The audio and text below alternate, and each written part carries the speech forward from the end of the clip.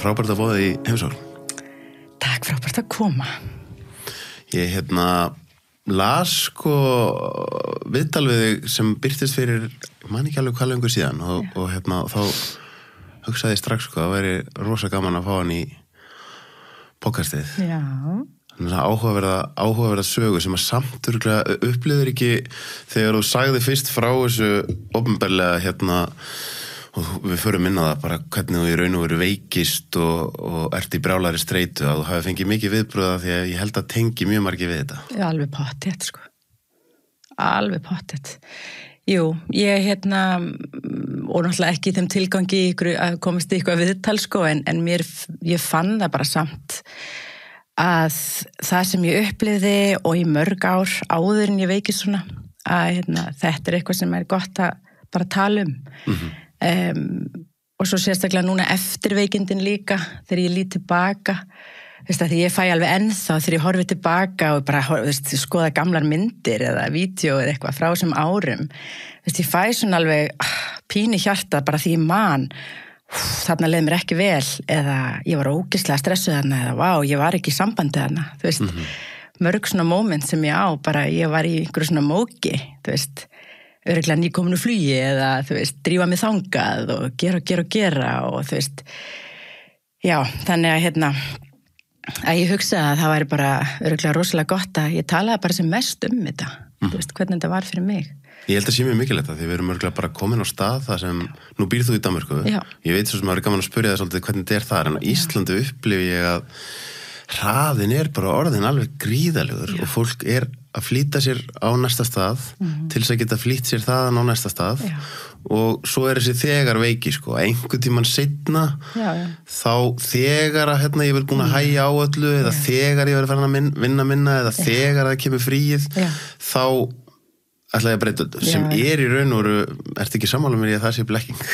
Algjörlega, en ég skil þetta svo vel ég var drottningin í þessu og líka bara í þessu leikriti að það var ekkert mál og bara laufið til í allt bara það var ógeðslega gaman að vera þessi og ég átti fullt af börnum og samt var ég í vinnunni, góðri vinnu og samt var ég líka þarna og svo var ég líka í einhverjum danssýningum og svo var ég líka bla bla bla og egoð mitt alveg bara nærðist á, ég er alveg geggjadugleg og ég er samt móðir og ég er samt náttúrulega ógeðslega góð mamma, þetta er allt þetta identity sem er bara svo skiljalegt að við viljum hafa,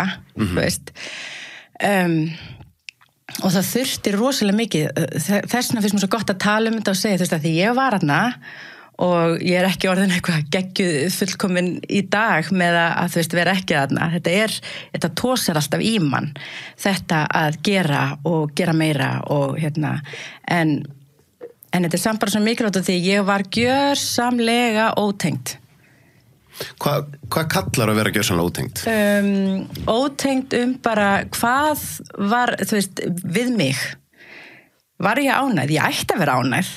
Að því að, það var ekkert ég var bara í góðri stöðu og börnin mín æðisleg og góðu sambandi og bara er þetta ekki frábært þá má ekki að vera svona ég er allsstaðar, ég missi ekki á neinu ég ég er ógeðslega dugleg og ég er alveg að ná að uppfylla allt þetta sem ég er beðin að uppfylla, skilur en fannst mér þetta gaman, var ég að upplifa velíðan, ég var ógeðslega gaman, ég fekk fullt á upplifunum en ég var örugglega ekki þar 100% á neinu af því sem ég var að gera, ég er búin að halda, bara allir sem þekkja sem eru foreldrar, bara það eru veislur fyrir börnin og það er að vera, í þeirra skólastarfi, vera involveruð í öllu, í 2 löndum, og gera þetta allt sem það er að gera, en í rauninni, þá var ég aldrei að pæli bara, er þetta gaman? Hvernig líður mér?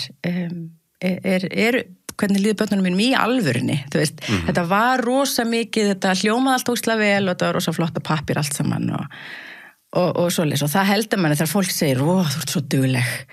Vá, og svo ertu bara með þessi börn og svo gerur bara þetta og svo bara byrðu þarna og hvernig, og maður er alveg bara maður fær alveg svona og þetta er svolítið stemningin í dag gera ógeðslega mikið og svona að finna hvað er mitt identity sem að gera mig svona svolítið aðland. Ég ekki að segja allir sé ógeðslega meðvitaður þetta, en þetta bara svolítið svona sem hefur þróast í langan tíma í samfélaginu að vera einhver, sko. En eru ekki mitt á tímapunkti núna, þar sem að því ég veit alveg hvað þú ert að tala þegar þú segist þér aftengt, sko, ég upplifði það með sjálfa mig bara núna og í raun og veru síðasta ártuga, þá bara lífið bara alltaf að reyna að berja því í mig aftur og aftur, þú verður að hægja á þér, þú verður bara að hægja á þér, og svo þessi augnablík eins og núna þegar ég var út á Sri Lanka, það sem allt í einu, þú veist, það allt í mér sem streitið þá móti að fara í eitthvað 3 tíma öndun og bara ég nenni sig ekki, bara ég áverð að gera eitthvað annað, skilurðu,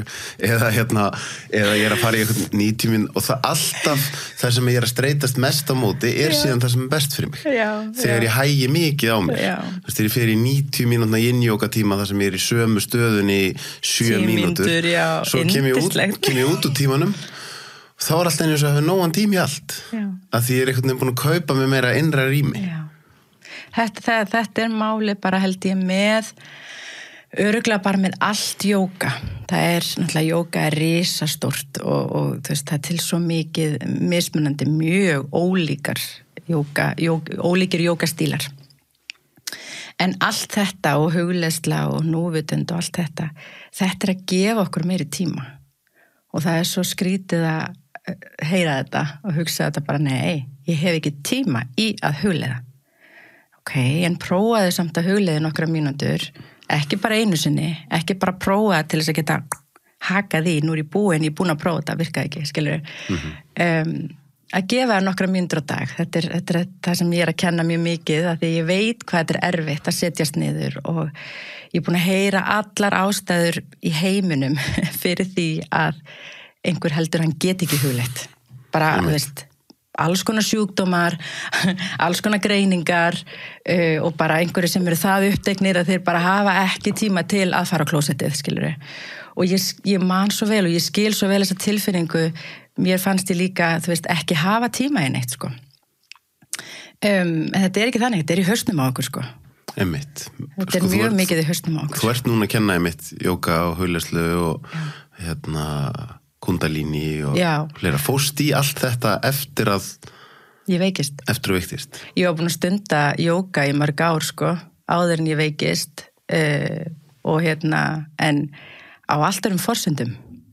Ég var alveg svona, þú veist, ég var alveg því jógin, sko. Okay. Skilur, þú veist, það var bara sami sirkusinn þar, sko.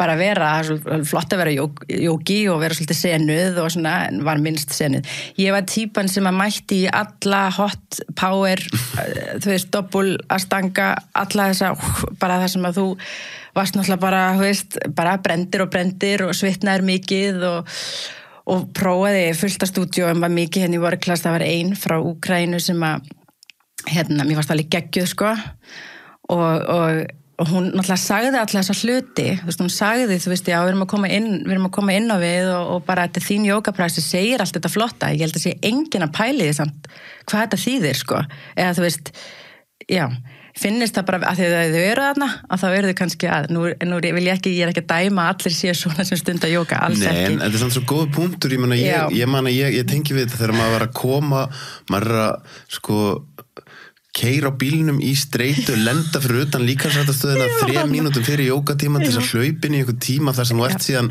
helst að taka 3 arbeiður alltaf aukalega í öllu, skilur, þá svolítið svona, og það kom eitthvað augnablíku um þér þar sem ég áttaði mig á því að mesta jóga fyrir mig væri kannski þegar ég er alltaf einu mættur komin inn í rýmið fyrstur öllum og sitan í 20 mínútur bara áður en tíminn byrjar. Þá er ég einhvern veginn að tengjast mér, sko. Já.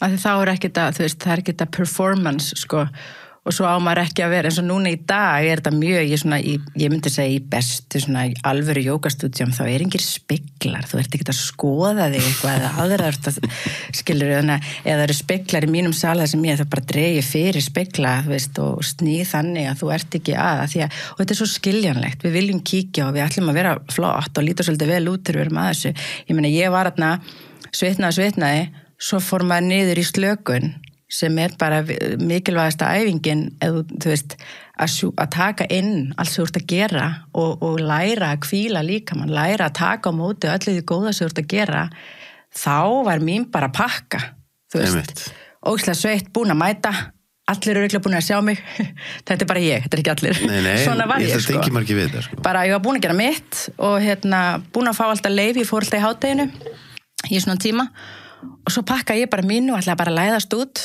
og hún kom með alltaf alveg, I'm sorry, but it's very important to do savasana, it's very important. Og ég alltaf bara, já, takk, en nei, takk, þú veist, og brunaði út. Og svo kemst ég að því, seinna meir, ég má alls ekki stunda hotjóka.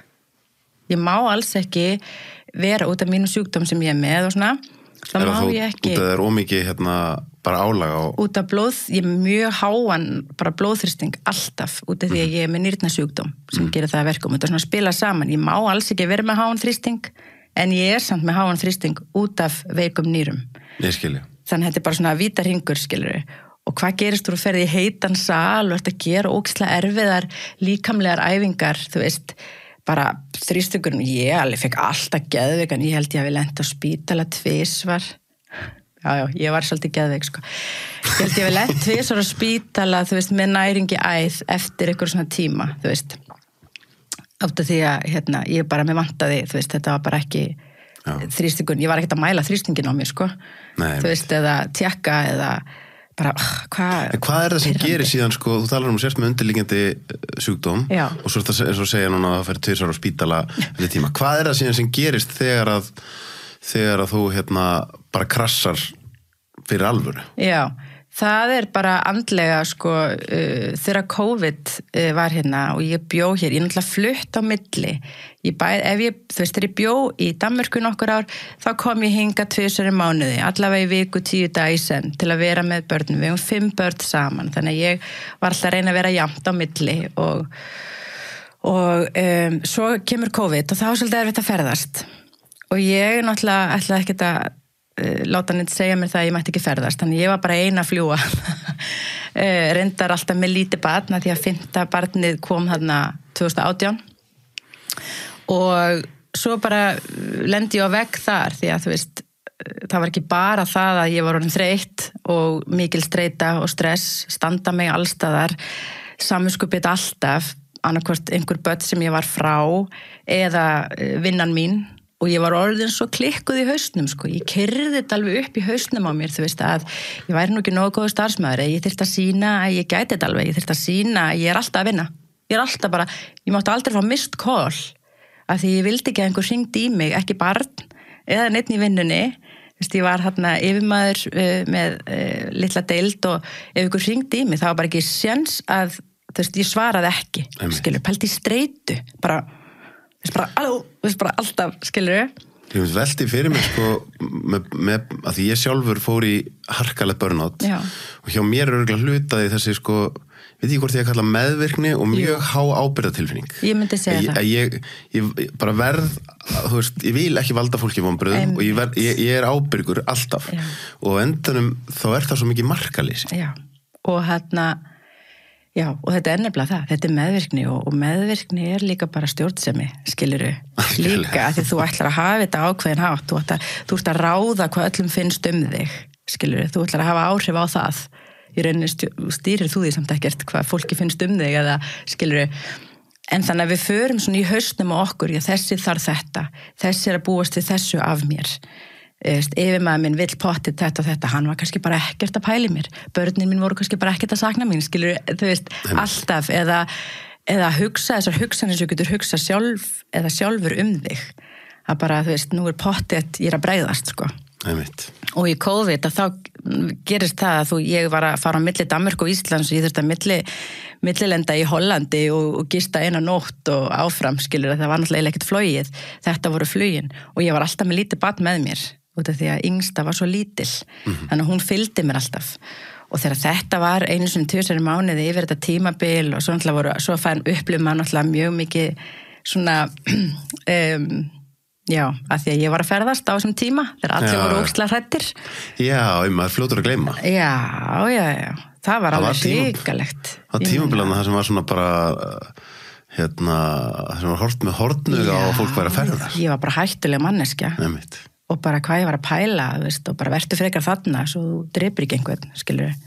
Nei, þetta var, ég fekk alveg þetta og ég ekkert að segja, það náttúrulega mín meðvirkni síðan að taka þetta svona inn á mig, allt sko og þá finnst manni maður aldrei verið að gera rétt, þú veist en ég allavega fann það samt að ég verð að vera hjá börnunum mínum, ég ekki að fara að láta líða allir þessi tími, þú veist og þá lendi ég á vegg ég gat ekki meira, sko, ég hafði ekki svo átti ég að vera í einangrun í 2 vikur eftir hverja ferð, þannig ég ferðast 2 mánuði einangrun í 2 vikur með lítið barn og ég var með, þú veist, heimili í Danmörku og heimili hér, lítinn kústaskáp sem ég bjó í hér út á Granda og með, þú veist, 1,5 árs barn eða eitthvað, 2 ára barn bara hlaupi hringi í kringum eldhúsborðið, þú veist, og ég eitthvað bera neðan að vinna á Teams, þetta var bara í alvörinni, já, mér sé að vídeo frá þessu tímabili og ég fæ bara svona, þú veist, þarna lendi ég á vegg, þarna hrinn ég bara, ég man bara að ég hætti að sofa í einhverja daga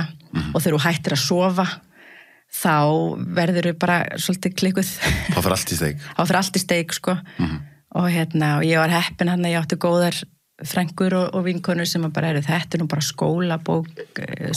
skólabókadæmi á, þú veist, streitu og kvíða og örugglega bara burnout, sko. Og ferðu strax þarna að, þú veist, taka eitthvað á þessu eða? Já, ég myndi segja að það gerðist rosalega margt þarna, því ég hef aldrei upplifað að liggja bara í fósturstellingunni og bara grenjandi í 2 vikur. Ég man bara, ég heyrði í yfirmanni mínum sem var bara sá allra besti og hringdi í hann, ég bara verið svolítið cool á því, bara, veist, ok, það eitthvað gerast, mér líður ekki nóg vel, bara allt í lagi viðurkenna það, en ég ætlaði samt að gera þetta ógeðslega flott og heyri í honum. Nei, þetta var bara ugly cry með hóri, bara, þú veist, þegar ég síðan opna á og hann bara, þú veist, svo yndislegu, sko, bara, heyrði, þú bara ekki koma engað, hvíldu þig og bara, svo kom hann með alls konar hugmyndir, ferði ekki bara í, snemma í sumarfrí eða, veist, og ég hugsaði bara, ég var í frí, hvað að mér? Þú veist, svo kemur þetta líka, sko. En svo líka það sem flóki við svona ástand, komin í sko svona líffræðilegt streitu ástand svona mikið, þá einmitt fyrir mig, sko, það var ekkert lausn fyrir mig að hvíla mig. Af því þú veist, þá í raun og veru getur þetta bara verra, því þú ert bara, þá verður hausinn bara ennþá meira maður verður einhvern veginn maður verður að finna, allavega fyrir mig þá var ég að finna aktívar leiðir til þess að ég gæti síðan náð hvíld þegar ég var í þeirri stöð að geta sko slakað á. Góður punktur, því að ég náttúrulega harðneitaði, sko, að fara í einhverjar vikur í burtu, af því þá hugsaði ég líka, þá safnast allt upp. Ég í burtu, ég þekkti starfið mitt, sko, og allt sem myndi gerast og ég 6 vikur í burtu, þá dey ég bara þegar ég kem tilbaka og líka bara ég hugsaði, ég held að það sé ekki fyrir mig og þú veist, þá náttúrulega fólk alveg bara, því þegar fólk heyrir að þú ert komin á þennan stað, þá áttu bara að gera svona og svona og svona og það er svo auðvelt að segja þetta þegar þú ert ekki þarna, en ég fann það bara, það ekki að fara að gera mig gott, þú veist, en þetta vakti mig samt á þann hátt að ég þarf að breyta einhverju. Ég þarf að, þú veist, játa mig svolítið sigraða í þessu ofurkonu dæmi, sko. Að því líka bara, nobody gives. Þú veist, það enginn að pæla í þessu. Algjörlega. Ég var alltaf mætt í vinnun, eitthvað 2 vikum, búin að kveðja allar komin aftur og allir bara, varst ekki að fara? Þú veist, og maður ekkert að taka eftir því, maður bara, nei, ég komin aftur, sko. Ég búin að fljúa, sko, og vera og svo ég komin aftur og allir bara, frábært hjá þér, þú veist, ég bara... En ertu þá þegar að þú síðan, sko, færð, fyrst ekki heilablóðfall síðan? Jú, það gerist 2 árum setna. Varstu þá búin að vera að taka lífið þitt í gegn, eða? Svona, ég var búin að breyta hægt og rólega. Og ég náttúrulega búin að vera í mínu starfi í 10 ár og ég var ekkert alveg að fara að hætta bara svona, ég þurfti líka að skoða hvað geri ég þá, skilur og verður það í Danmörku, verður það í Íslandi og hvað, þannig að ég flytt í byrjun 2021 þetta gerist, ég fer í Börnatana 2020 og svo 2021 þá flytt ég aftur út til Danmörku og svona kemst í smá svona búblu þar, bara aðeins að hvíla mig og ég gerði smá díl bara við í vinnunni, þú veist, ég svona fekk að trappa mig bara niður og svona hægt og róli, ég man ekki alveg hvernig, ég var í 50% vinnu og að því ég vann alltaf í fjarvinnu, eða var búin að vinna lengi í fjarvinnu út í Danmörku og þetta var svona í fyrst. Þessi þáttur áskriftaþáttur. Inni á sölvitryggva.is fá áskrifundur aðgengi að öllum útgefnum þáttum, aukaefni og nýjum þætti í hverri viku.